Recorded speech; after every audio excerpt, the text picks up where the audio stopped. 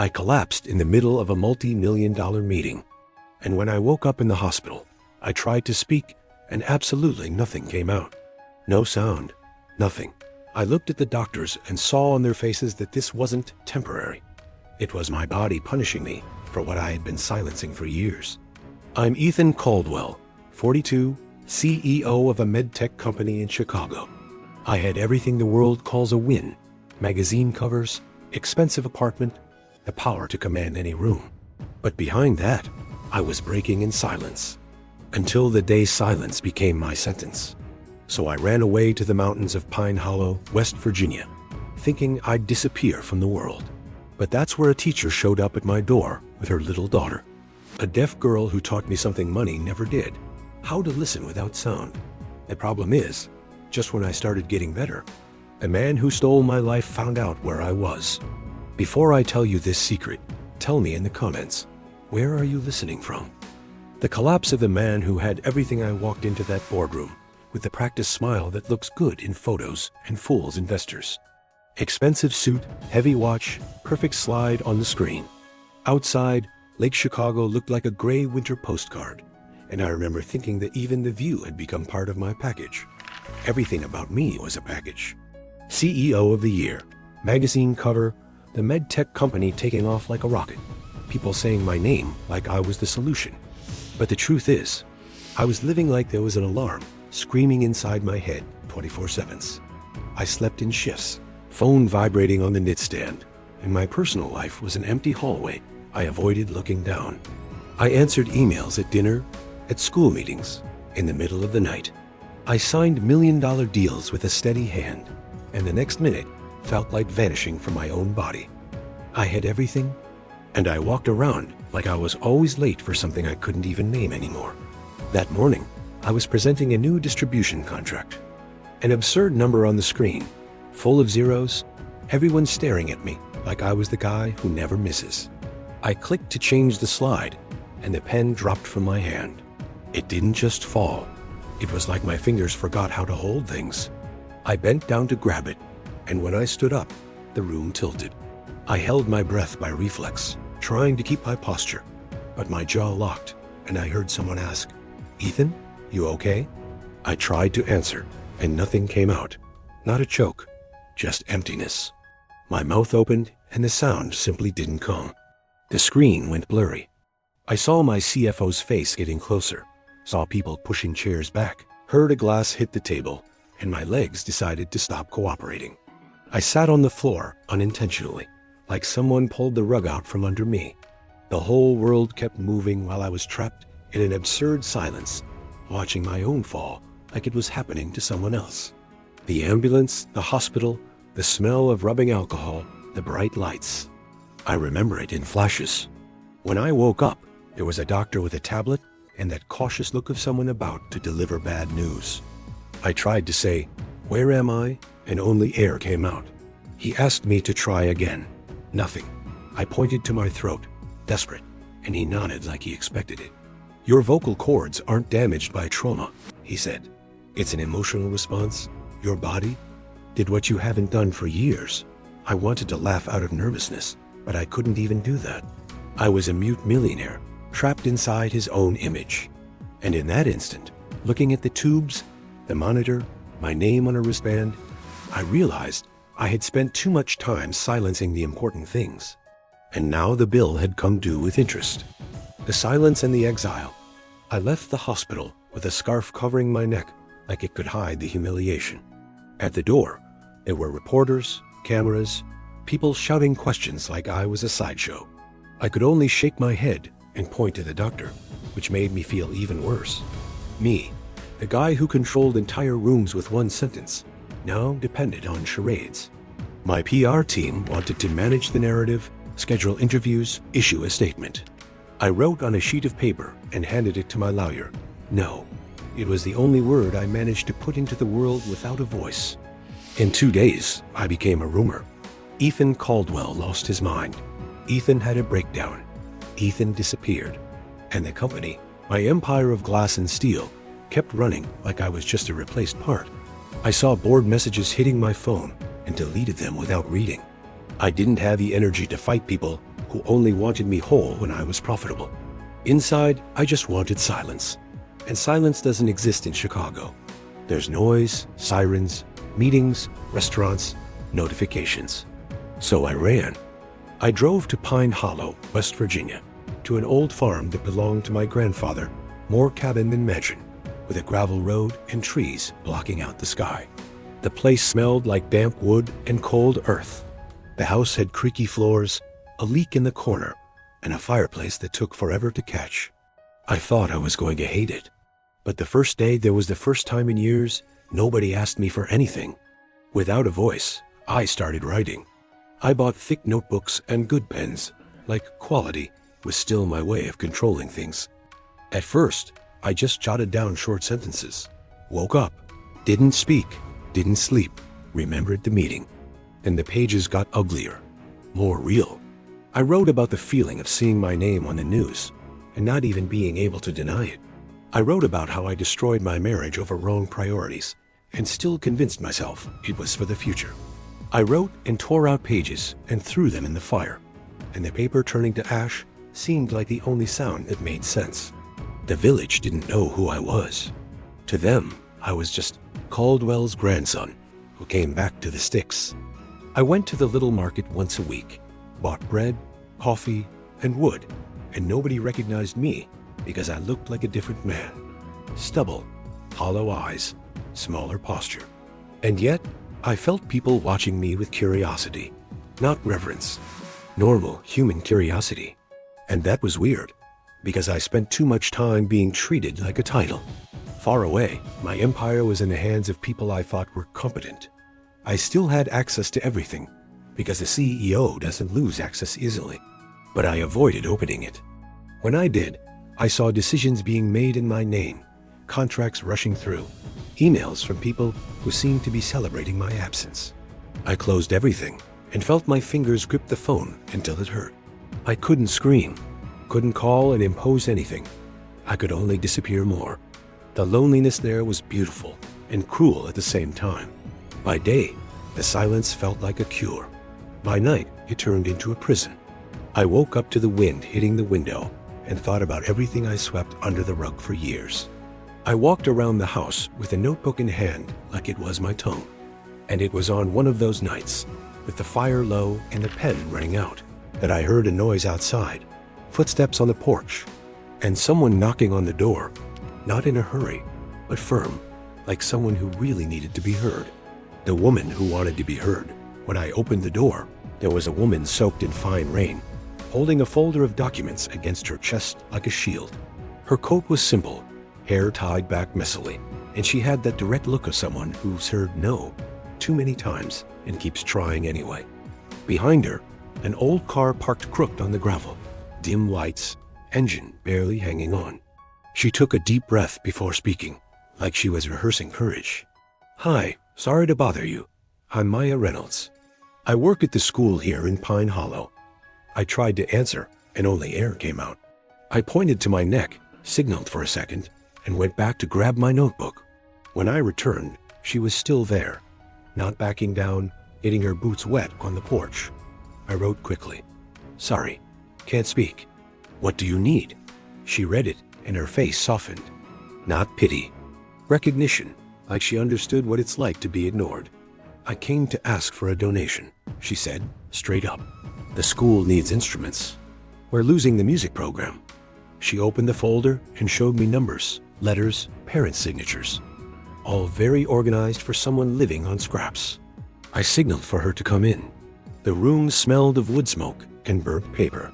She looked around, noticed the scattered notebooks, the crumpled pages near the fireplace, and then looked at me again, like she was putting the whole picture together without me saying a word. I wrote, "How much?" She answered without drama, "Anything helps. Even $500 keeps us going for a month." I almost laughed inside, because she had no idea what $500 meant in my old world. I took the pen and wrote a number way above that. Her eyes went wide instantly, and she started to back away. "No, that's too much. I can't accept it like that." I wrote another line. "You can, but I want one thing." She frowned, alert. And I continued, I have a question. I stopped because it was hard to write what I really wanted without seeming weird. I turned the page and wrote carefully. I can help, but I want to learn from your daughter. Maya stood there, confused. My daughter?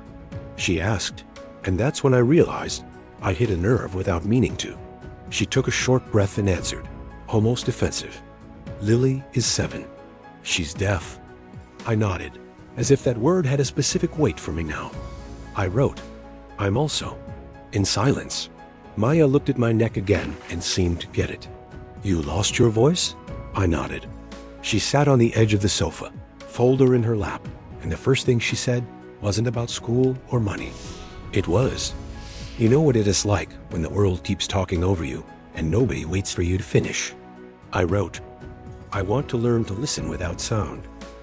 When she read it, she let out a short laugh, surprised and sad at the same time. You chose the toughest teacher, she said, because Lily has zero patience for adults who fake it. I nodded, because that was exactly what I needed. Someone who wouldn't buy my broken CEO story.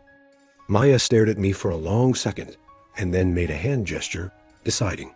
Okay, tomorrow after school, I'll bring her here. But I'm warning you, if you're doing this out of guilt or charity, she'll know. I wrote a sentence that came out raw. I'm doing it because I'm tired of myself. Maya read it, and her face lost its armor for a moment. She stood up, packed the papers, and before leaving, pointed to one of my scattered notebooks. You write so you don't explode? I nodded. She gave a half smile and answered, then you've already started learning. You just need to learn from someone who doesn't need sound to tell you the truth. When she left, the sound of the old car faded down the road, and the house got quiet again. But now, the silence didn't feel like a prison. It felt like a door opening, and I realized I had just accepted a deal that didn't involve contracts or a board of directors. Just a 7-year-old girl who was going to see me whole without me saying a word. The millionaire and the girl who saw sound the next day. I spent the whole morning cleaning the house like it would protect me. I wiped the table, cleared the crumpled papers from the corner, swept the floor, placed 2 mugs aligned on the counter. Silly stuff, but I wanted to look normal. When I heard Maya's car coming up the gravel, I was at the door before she even parked. She got out first and opened the back door. Lily jumped out with a colorful little backpack and a curious look that feared nothing. She stared at me without smiling, without waving, just measuring. Maya made the first sign to her fast, and Lily responded with her hands with a confidence that embarrassed me for thinking silence was a lack of something. Maya introduced me in sign language, then spoke out loud just for me. She's asking why you do and speak. I grabbed the notebook and wrote, my body closed the door. Lily looked at the paper and made a short sign, like she understood. Then she pointed to my chest and made another sign, slower. Maya translated. She says this is where we speak when the mouth doesn't work. I stood there frozen, because a 7-year-old had just explained my entire life in 2 gestures. Lily didn't want tea, didn't want small talk. She wanted a game. She pointed to my hand and started teaching me basic signs, like I was a slow student. Hello, thank you, sorry. I messed up, she corrected me with zero patience. When I got it right, she clapped in the air the way they do, and her smile appeared just in the corners of her eyes. Maya watched from the chair, and I realized she was used to translating the whole world for her daughter. But there, for the first time, I saw her relax a little, like I was carrying a tiny piece of her burden. As weeks went by, I became a regular at the school, and they became a presence in my house. I helped with money, yes, but what kept me hooked was the rest. I started noticing details I never had time to see before. The way Lily listened by watching people as mouths.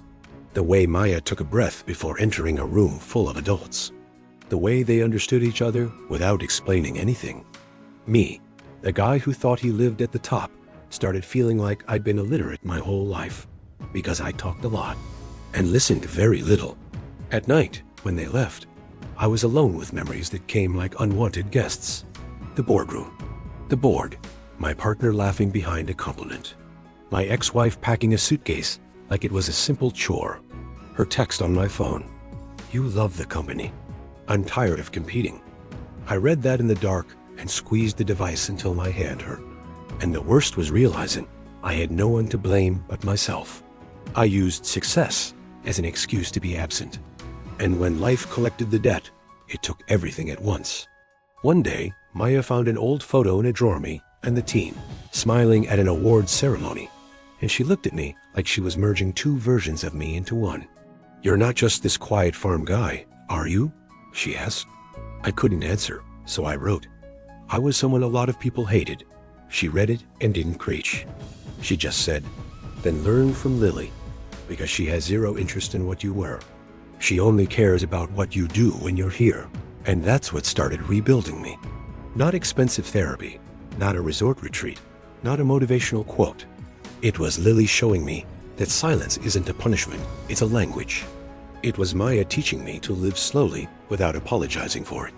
And the more I learned, the more I felt my past getting smaller. But I also knew the past doesn't disappear. It waits, it learns your address. The return of the shadows. It was a cold afternoon, low sky. When I saw the black car arriving, it stopped near the fence like it was afraid of getting dirty with common people's mud. I was fixing a loose board on the barn when the door opened and a man stepped out, way too calmly, dark suit, clean shoes, thin smile. I recognized him instantly before my memory even finished confirming. Gavin Crow, my old partner, the man who knew where I bled and used it as a map. I froze, hammer in hand, and he walked up to me looking around like he was doing an inspection. "So this is where you're hiding," he said, with that smooth voice of someone selling poison in a pretty bottle. I tried to speak and nothing came out, and he laughed like it was the best part of the show. "Ah, that's right," he continued. "The great Ethan Caldwell." Voiceless. Who knew? He took a slow turn, noticing the place, the stacked wood, the simplicity I had learned to respect. There's something poetic about this. Maya arrived right then, with Lily by her side, coming from the road with her school backpack. She stopped when she saw the car. Her posture changed, but she didn't back down. Lily looked at the man in the suit, then looked at me, asking without any sign, "Who is he?" Gavin saw them and raised his eyebrows, surprised and amused. "You made friends," he said. "Or found a new life? How cute." I took a step forward without thinking, putting myself between him and them. Gavin smiled wider. "Relax, I didn't come for that." He stepped closer and lowered his voice, like he was offering a backstage deal. "You vanished, and I had to hold the company together," he said.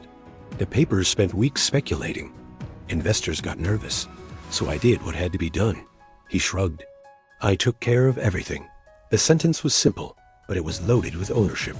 "And honestly, it's going better without you. Less drama, less fragility." He pointed to my neck like he was pointing to a product defect.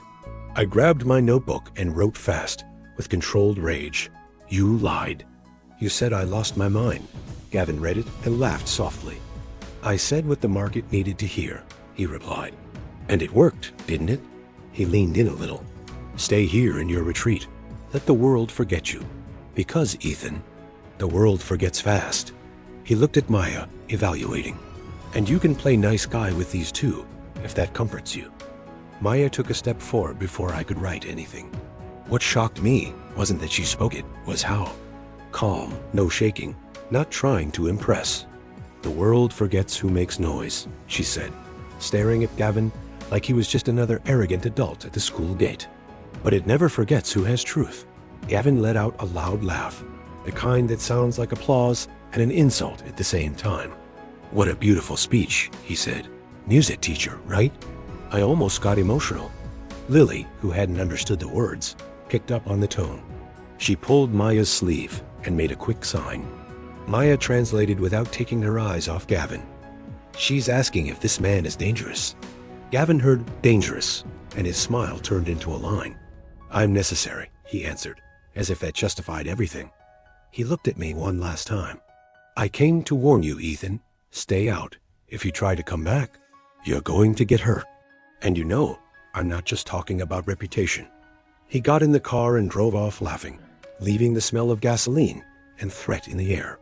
I stood there watching the car vanish on the gravel and felt my hands grip the notebook tight. Maya came close and touched my arm, light like an anchor. Lily looked at me and made a slow sign. Fear? I wanted to say yes, but I had no voice, so I just nodded. And in that instant I understood. The wound wasn't just what Gavin did to the company. It was what he was trying to do to what I was building here. I went inside and closed the door slowly. The fireplace crackled. The silence returned, but now it wasn't peace. It was a warning. The voice that returned. The night Lily got worse started with a small detail and ended with the whole world upside down.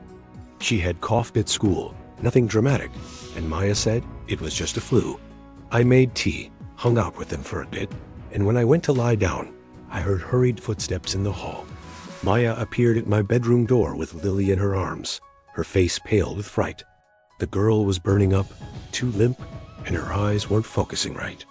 Maya spoke fast, trying to keep control. She's not breathing well. We need to go to the hospital. Now. I grabbed the car keys and we went out into the fine rain that had returned like the mountain decided to repeat the punishment. The gravel road was dark, and the headlights only caught a piece of the world at a time. Lily was moaning softly, and Maya held her tight, her body rigid with fear. When we got near the bridge, we saw what I feared. Water covering everything, strong current, a fallen tree across it. The way to town had turned into a wall.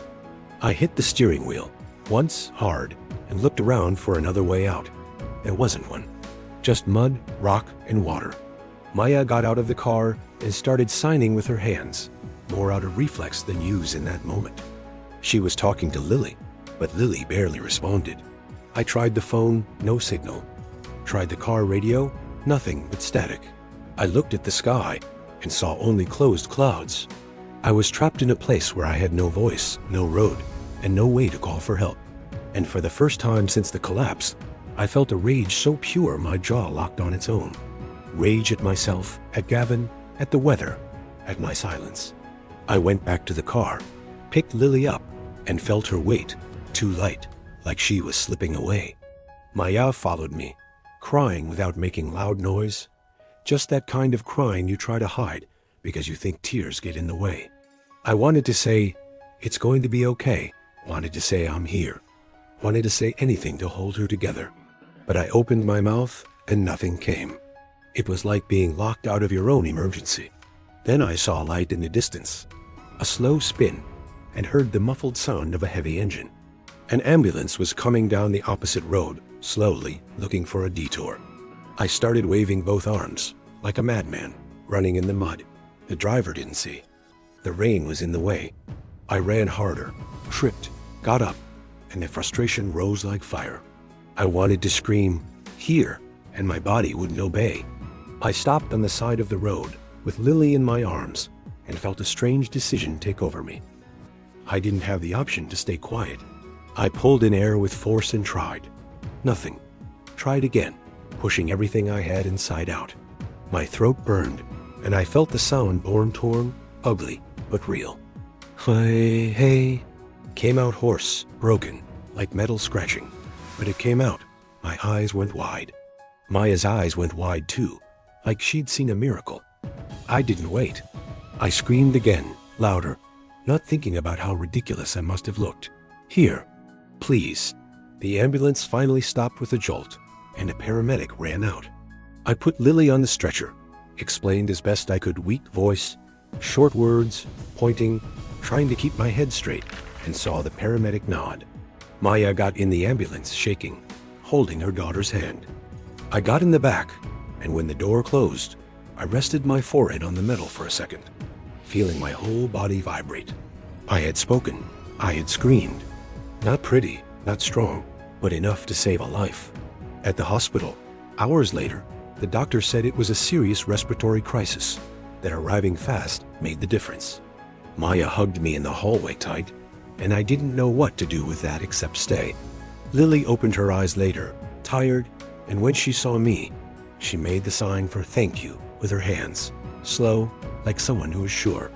I tried to answer, and the voice came out again, small. I'm here, I managed to say, and I realized what the doctors hadn't understood. My voice hadn't come back through a mysterious cure.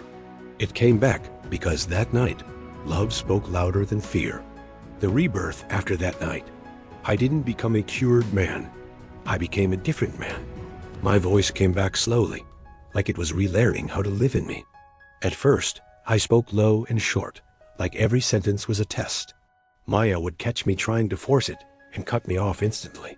Stop, breathe, don't turn this into a competition too. And I obeyed, because for the first time I had someone close who didn't treat me like a job title. She treated me like a person. Lily stayed under observation for days, and when she finally got discharged, she left the hospital with that look of someone who won a battle without understanding the size of it. In the car, Maya held the steering wheel with firm hands, but I saw the way she blinked fast when she thought no one was looking. I looked out the window and thought about how many times I stepped over other people as fears because I was busy growing. Guilt tried to bite me, but I didn't let it turn into drama. I decided guilt is only useful if it turns into action.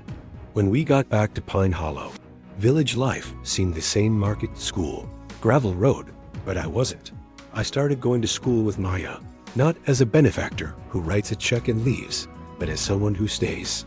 I sat on the floor with the kids, saw Lily explain signs to her classmates, saw the gym teacher trying to learn and failing badly, and I laughed for real, without effort. I started realizing my old life had been full of people talking loud, and almost nobody listening.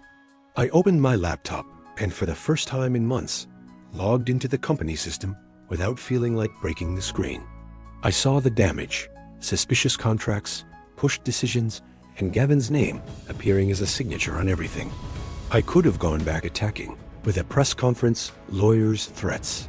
But I learned from Lily that noise isn't always strength. So I did it my new way. I organized proof, documented it, handed it to the right agency, and cut access. No announcement, no show, just a clean cut. And when Gavin realized, it was too late. He tried to call. I answered once and spoke with my voice still weak.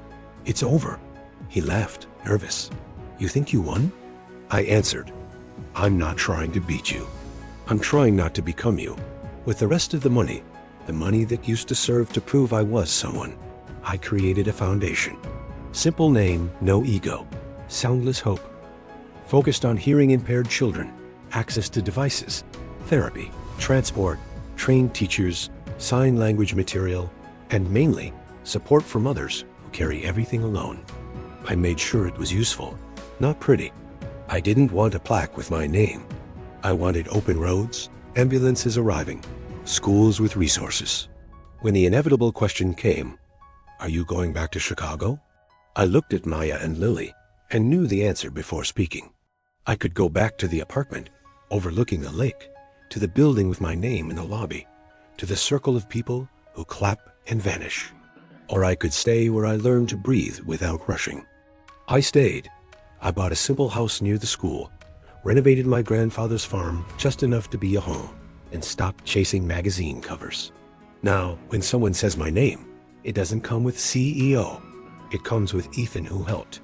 One afternoon, on a porch, I wrote in a notebook out of habit, not lack, and showed it to Maya and Lily. I lost my voice to learn to listen. I lost power to understand purpose. Maya read it and just nodded, a silent approval. Lily made a sign to me. New. And I felt something rare. Not pride, peace. Because being reborn wasn't going back to speaking. Rebirth was choosing, every day, not to be the man who needed applause to exist. The love that spoke without sound a year after the ambulance day. I took the two of them up the hill behind the school, the place we always climbed when the village seemed too small to hold what we felt. The wind up there smelled of grass and wood, and the sky was clear. That cold blue that makes you want to stay quiet, just not to ruin it. I had planned this for weeks, but when the time came, I felt my whole body get serious, as if it knew some questions change everything. Maya walked beside me with her hands in her coat pockets, faking normalcy. Lily ran ahead, skipping stones, like life was simple, and maybe it is, when we stop complicating it. She stopped near an old log, turned to me, and made a quick sign. Maya translated, laughing. "She's asking if you're nervous." I tried to deny it, but Lily narrowed her eyes like someone who already knows. She made another sign. Truth. I let out a short laugh. "Okay," I said. "A little." When we got to the top, I asked Lily to sit on a wooden bench and wait. She sat with the calm of someone who thinks she owns the plan. Maya stood facing me, and for a second, I saw in her face everything she went through before me. Sleepless nights, tight bills, people judging, people disappearing. She looked at me like she still had one foot in care and the other in doubt, because a single mom learns not to trust easily. I took her hand carefully, the way I learned from Lily. Without pulling, without forcing, just offering. I could have made a speech. I could have talked about destiny, about overcoming, about anything that becomes a cliché, but I didn't want pretty words. I wanted truth. So I took the small box out of my pocket, and before opening it, I looked at Lily. She raised her hands, serious like a teacher. She made the sign slowly, for me to repeat. "I love you." I repeated with my hands, trembling slightly, getting it right in my own way. Lily nodded, satisfied. Then I knelt. Maya brought her hand to her mouth, and I saw her eyes shine, but she stayed quiet, as if holding the whole moment together not to break it. I opened the box, showed the simple ring, nothing exaggerated, no showing off, and spoke low, with my voice now firm enough to exist. "I don't promise perfection." I breathed short, keeping focus. "I promise presence. I promise you will never carry everything alone again, if you let me stay." And then I made the sign again, looking straight at her. "I love you."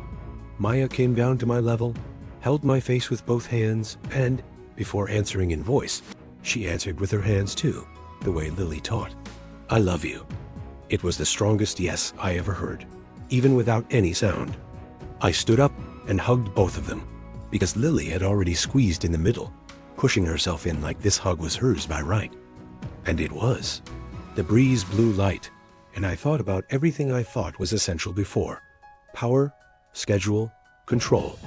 I still had money, sure, but that had lost the throne. The essential now was a house with laughter, a school with music, a girl who taught a man to listen with his eyes, and a woman who showed me that love isn't noise, it's permanence. When we went down the hill, Lily held my hand and Maya's at the same time, pulling us like she was saying, "Let's go."